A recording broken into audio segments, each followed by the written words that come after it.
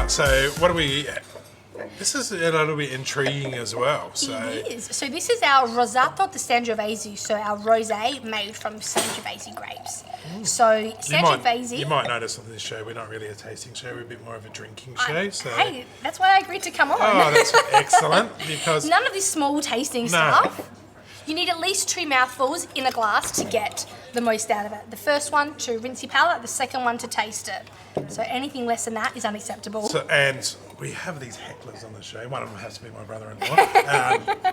Every show, no matter who's on, do they make a rosé? Do they make a rosé? So, Greg, they make a rosé out of Sangiovese. What was his name? Greg. Cheers, Greg. This one's for you. And a different rosé. Yes, so rosé is primarily made from like Shiraz, Grenache or Pinot Noir, or a Chardonnay Pinot Noir blend. But this one is from a Sangiovese. So Sangiovese originates from northern Italy. Yeah. If you ever had a Chianti or a Tuscan wine, they're predominantly Sangiovese based. Yes. So thinking that style in mind, traditionally when Sangioveses are made red, they are quite peppery and savoury and spicy. This one has actually gone the polar opposite. It is fruity. There is so much strawberries in this. It is incredibly inviting right from the get-go. So now that you've obviously tricked me because I'm going to smell it and all I'm going to smell is strawberries. It's all I get, to be honest. Oh, a little bit of honey. Yes, I do. I find I taste more of the honey than I smell it. But the strawberries just jump out to me in abundance. Oh, wow. That is totally different. And not being a wine expert, when I thought rosé, I always thought really sweet, don't drink a rubbish wine. Obviously, I've learned a fair bit about it since, but this is really different. I don't know if I've ever had it made from Sangiovese before. There's a few out there, not a lot though. No? So that'd be the Italian influence, of course. Exactly, yeah. I mean, people look at a dark rosé and they automatically think it's going to be sweet, but this one's not. It does still have a dry finish to it. There's a difference between sweet and fruity though, isn't there? Because the fruit is there, but the dryness is... It's not overpowering the dryness, but it's not giving you that real sugary taste afterward. I think it's, how it finishes really. So you get all that fruit at the beginning. By the time you swallow and you finish your mouthful, it is that drier end to it. It means, I guess, there's no residue, there's nothing left over. It goes down clean and you're excited for that next mouthful. Definitely, and I would say too, that we have a dangerous scale. So if a wine's really easy and you can see yourself on ice. Yes. Yeah, at a barbecue, you know, maybe midday. Yes, before of course. Yes, of course. It's got to be midday. At least. It's got to be midday somewhere. On the weekends, yeah. No, that's the way to do it. We actually turn this into frosé as well. So frozen rosé here at the restaurant. Oh. Yes. Greg, did you hear that? Frosé. Frosé, from rosé to frosé, in the glass or in a cocktail. Depends how you like it. Really? Yeah. That's pretty cool. It is really nice. Pretty cool. So all right. It shows you more versatile ways to use your wines. Yeah, and I just can't get over the difference in taste. It's unique, isn't it? It is, yeah. And Sangiovese, we had the boys from Coriol on, and I asked the winemaker, Duncan, what his favourite wine was, and it was a Sangiovese. Really? It was his favourite wine. It's such a beautiful wine. I don't know whether I think because I've got such good memories in being in Italy drinking Sangiovese, or even just the way our winemaker makes them here, you know, sitting outside in the sun, whether it's a Sangiovese or a rosé from Sangiovese, you know, they always go down so well. And speaking of the winemaker, yes, give him a plug. Give her a plug. Oh, even better. Yes, absolutely. So shout out to Mel. This is for you.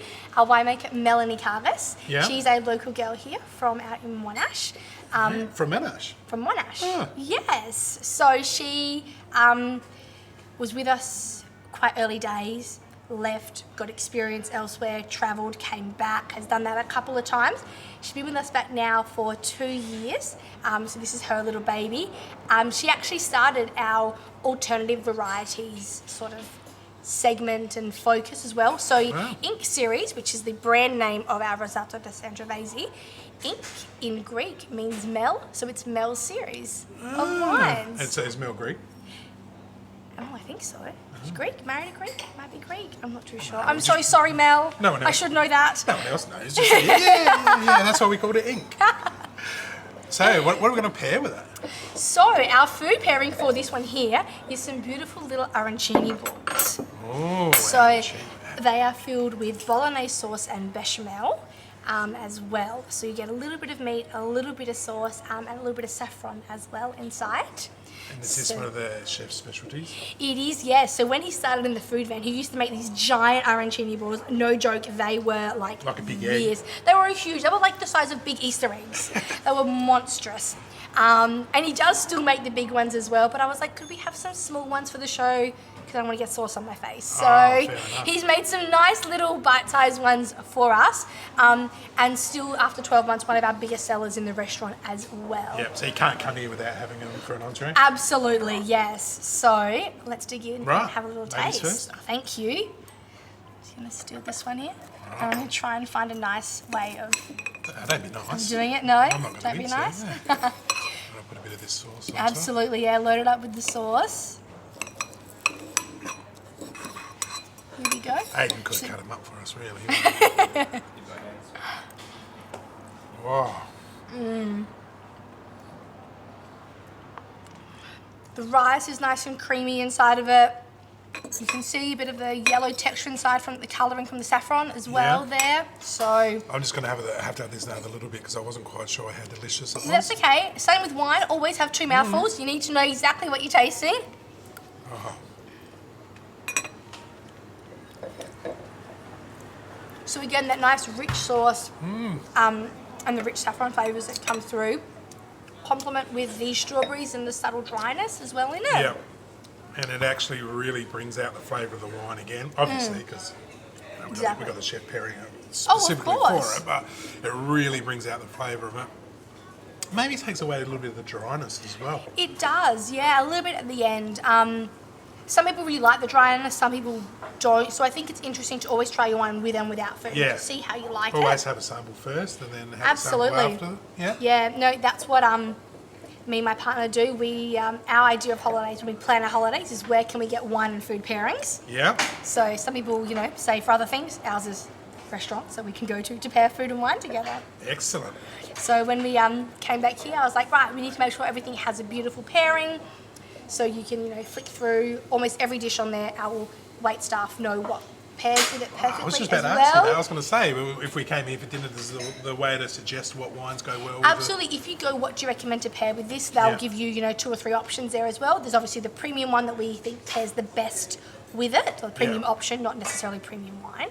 But they'll give you a red and a white option with it as well. So depending how you like to pair, what you choose to drink. So, yeah. I would choose the one that was out there. Something a bit different. Something I wouldn't usually. And That's how I choose going my back to ones it again too. with the Riverland, so many different varieties of wine. I think there's been about 4 from the places we've been already that I've never even heard of. Oh, really? And most people watching would say yes because you know nothing about wine. But, they've all been amazing. So, and this was right up the top of the scale. Oh, lovely. Thanks for that. I won't tell Greg that though. No. Because he'll be begging for a bottle. The rosé lovers out there. Yeah. This is sick. What's the price point of it? So this one retails at $24 a bottle, $25 a bottle, sorry, 25. But if you're looking to buy a 6 or 12, we can definitely work something out. Yeah, and for you. what's the best way for people to get in contact with you to purchase wines? Best way to purchase wine is online. Yeah. So jump onto our website, www.salenaestate.com.au. Otherwise, even if you just call up, we can do the orders over the phone or email, We're big on that. Ring up. Well, exactly, have a chat to somebody at the cellar door. Yeah. There's always someone here willing to chat. Push for a bargain while you're at it. Absolutely. I mean, if you're purchasing in, the packs of 12, we've got more flexibility for you. Of course. Not to mention it's easier and cheaper for us to send it to you. Yeah. People who buy, 8. For the layman in Adelaide, can they go, are you at any of the independent bottle shops? We're not yet. This was a brand new one that we only launched. Oh, we've only had it in here now for 2 months. What about the Salena range? So our organic wine, which we've got next, actually, they are available at Liquorland across the country, which is fantastic. The rest of them, because we've had a bit of a new rebrand this year, and obviously with COVID, we haven't been able to push and get them out there as much as possible. Yep. So please do keep an eye out in your Liquorland, in your independents and other stores. Also, feel free to go up and ask them for Salena Estate Wines. It helps us when we're submitting to them as well. Oh, okay, excellent. Yeah, so, you guys, our consumers have such a big influence on what bottle shops hold in there. So if you're going, hey, we want Ink Series, we want Salena Estate, we want Gen S wines, like when we go to submit them, they'll go, hey, we had consumers asking for that, let's push that and let's help that get through. So we can't do it without our consumers. You're the only one who's ever said that, and that's really important. Yeah. So people watching, if you see these wines and you go to your local bottler and you ask for them, then it's easier for you to get them in later. Yeah. Or, look, let's face it, just get on the phone or email and buy them directly from you. Or do both. Both. Well, ideally, we'd like both. Yeah. We want to make it easy. We want you to be able to pop down to your bottle shop and grab a bottle when it's easy, but we can't when we, there's lack of distribution or people aren't aware of us. So when you go say, hey, I had this great wine, it was, Salena Estate Ink Series Rosato. Yeah. You should stock it here. When we go to submit to them or try and pitch it to them, we go, hey, yeah, we heard that. Well, let's do it because people are asking for it. They'll say, all these people that have been watching SA Wine Weekly have come in asking for it. Exactly. Yes. So, double-edged sword there. go and harass all your local bottle stores for it. Wow.